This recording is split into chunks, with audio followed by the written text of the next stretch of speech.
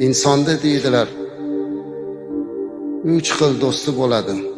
Bir do'sti uni joni chiqquncha, ikkinchi do'sti qabrga borguncha, uchinchi do'sti qiyomatgacha. Joni chiqquncha bo'ladigan do'sti qaysi do'st deganlarida, joni chiqquncha bo'ladigan do'st uning moli dunyosi. Chunki olamdan o'tganimizdan keyin moli dunyo bizniki emas. U endi merosxo'rlarki. Qabrigacha boradigan do'st kim? Bu uning farzandlari, aqrabo, yaqinlari.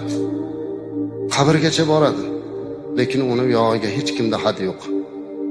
Ming yaxshi ko'rsa ham, jonim fido otam, onam desa ham, oxirgi manzili mana shu qabr, amallar sondig'i. Ammo uchinchi do'st bor. Bu do'st qiyomatgacha birga turadigan do'st. Bu uning qilgan solih amallaridir.